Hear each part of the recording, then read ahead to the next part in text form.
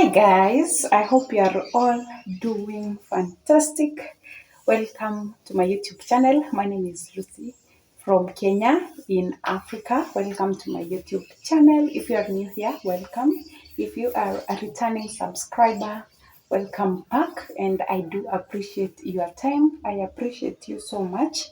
I do not take you for granted. I don't take you posting your time to watch my videos. And in today's video, okay, we do village videos for those of you who are new here. Yeah, we do village videos. We are in the village. This is a village bathroom, a village outdoor bathroom. You know, in an African village setups, most bathrooms are outside the house, and we always have that one curtain room in a out, which is outside that acts as a bathroom. And also our toilets are usually outside the house. That is an African village setup. Yeah. So in today's video, we're taking an early, it's not that early, it's 7 a.m. The sun is out very early. Nowadays, the sun is out very early. So we are taking a morning shower because I'm going somewhere. Some good news happened. So my sister put to bed, and I just want to take a shower, take a bath, and get ready, then rush to the hospital to see the new bundle of joy. We are happy for that. We are happy for her. As personally, I'm happy for her because this is a festive season, and such great news are good to my ears. To my ears. So please congratulate her in the comments down below. Just type congratulations, and that will be good for me. So we are taking our usual shower. Those of you who have been here know my simple shower routine, and I'm using this is a shower gel known as Hobby. My favorite. So it smells heavenly, smells amazing, and my bar soap is here with me to do the thing. This is the village vibe, and it's getting finished. Look at that. This side is thicker than this. That is always how my soaps end. And so I have a story in mind, and I wanted to tell you that story because you are my guys. Guys, you are my guys, and I love you so much. And I just love. But I always feel very safe in this space, and I'm very sure I'm talking to my family, my online family, and I love you so much. I love you so much. So I'm going to give you a story. It's a story. It's an African tale. Okay, it's an African tale, and before my grandma passed away, she used to narrate so many stories to me. By the way, I have so many stories in mind, which I was narrated for my grandmother. She was an amazing woman. Her name was Lucia, just like me.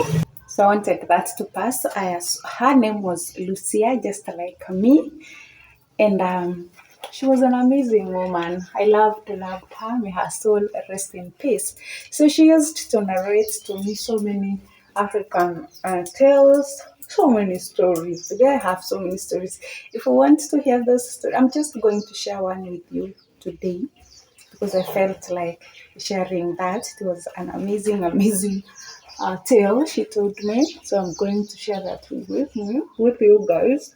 And tell me in the comment section whether you would like me time to time to be sharing such African tales with you.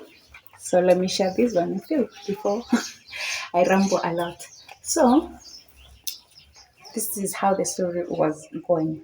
So once upon a time, in a village known as Mboinjero, there lived a young, vibrant woman. She was a beautiful, beautiful woman. She had such golden eyes, and her voice was amazing. She was just an amazing, amazing woman. So it reached a point, all her mates were married, and she was the only person who was not married. And her mother started getting worried because this was her only, she was the only daughter, by the way. This was her only daughter, and nobody, as in, the suitors would come to her, and she didn't like any of them. So the mother started getting worried, and she started organizing for a suitor for her. And when the suitor came, she refused. She literally refused. So all her mates got married, and only her, who was not married, all her mates had kids. She was not married with no kids. So she went, and she was also worried because she was wondering what is happening. Why don't I like any suitor that comes across me? What is happening to me? Why don't I love any man who approaches me? Even the ones I've been organized for by my mother, I don't like them. I hate them. I hate any man. And she decided to go to a spiritualist. They were called herbalists in African tradition communities. So she decided to go visit one of them. And when she reached there, she was a woman. The spiritualist was a woman. She told her that she had a great destiny. She was destined to a great future in her village. And she asked her, what great future, yet I do not have a husband. People keep on laughing at me. People keep on talking behind my back because right now I'm 33 years old, no child that I can call my own, no husband, nobody. And she was told with the spiritualist she has a very great future, and that the man who would get married to her would be a great man, and that he would rule the village because the ancestors had seen that the village had suffered in the hands of bad rulers. So that is why she did not have a husband at that particular time. And then she asked the spiritualist, how will I know the right man to get married to, and to start ruling my village? So the spiritualist told her that she had to sleep with all the men in the village to find out who would be her suitor. And the girl was like, how? How am I supposed to sleep with all the men in my village? Mind you, she was told to even sleep with those men who were married. So she was supposed to sleep with all the men in the village, married, unmarried, old, young, everybody. And a man at a day, a man at a day. Imagine that. Imagine you being told to sleep with all the men in your village, and they are over 2,000 men in your village. Each day, a man. Each day, count how many years are those? Sleeping with different kinds of men in a whole. Is it how many years should be that? Is it 3 or something of the sort? 3 years sleeping with different men in your village.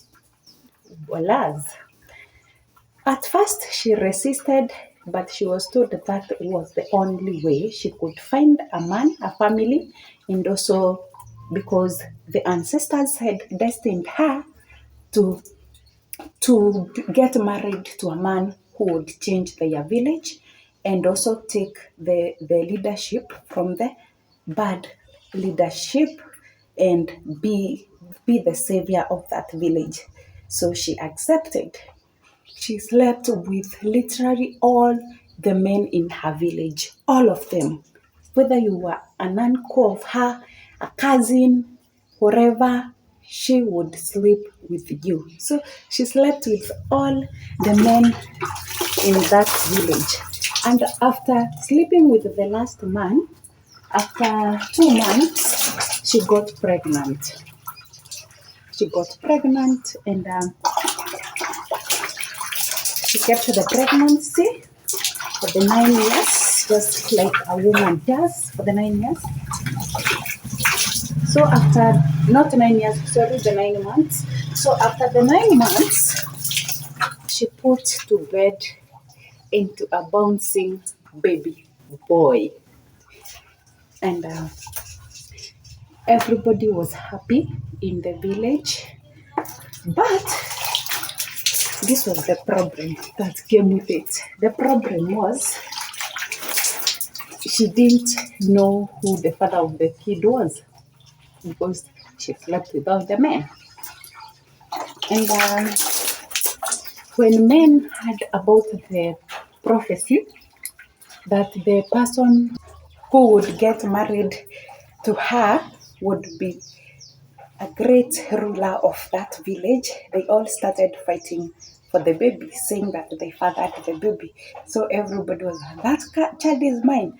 He has my eyes, he has my ears, he has my nose, he has my everything. And in the traditional times, there were no hospitals. So there is no way they could go to get a test in the hospital. So when the spiritualist heard that there were so many commotions in that village, she decided to come to the council of elders and talk to them. Sure. So she told them that the ancestors had directed her that there was a certain stone that uh, looked like a moon in the village hill. And the man who would get that stone first would be the father, was actually the father of that child and was the person who was destined to marry that girl. The girl's name was Nyadiga. So that is the man who would get married to Nyadiga and they would live happily, and also he would be a great ruler to his village and would save the people in that village. So the day came when all the men were supposed to go to the village hill and look for that stone that looked like exactly like the moon. So they were all set to go. So the elders, the young men, everybody went in search of that stones. They searched the stone for the first day, nobody found it.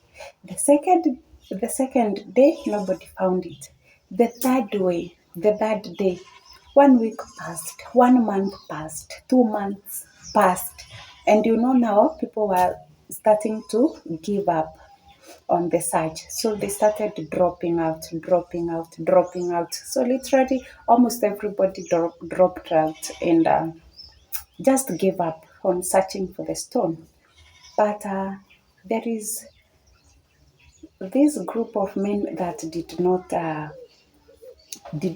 give up. So they continued for the search, and everybody just gave up except one man. His name was Niliga. So Niliga did not give up. He searched for that stone. He searched for that stone. He was alone now in the hill after everybody had given up. So he was the only person who remained searching for the stone. And fortunately, the ancestors approached the spiritualist and told her that they had found the father of the baby, you know. So Niliga was the father of the baby. There was no stone. It's only that they wanted to see who will continue with the journey and who will not give up. So Niliga was declared the father of Nyadiga's child. And everybody rejoiced. Everybody was so happy. And he went home. He embraced the baby and the mother, and they lived together after. And Niriga was declared the leader or the king of the village, and the village lived happily ever after. And that was the end. The reason as to why I was telling you this story is because sometimes we give up. Sometimes you are looking for something, and just before you are about to get it, you give up. During this festive season, do not give up. Do not give up on your dreams. However diminishing they look like, however it looks like nothing is coming along, do not give up. Do not give up. Press on. Press on. Fight until that dream comes to reality, until that dream comes to reality and it comes to truth, to be. Okay. Thank you so much for watching. Thank you so much for listening to my story. And until the next one, it's a bye. Please, if you have not subscribed, make sure to subscribe, turn on the notification bell so that each time I upload a video, you are the first person to be notified. Bye. I love you all.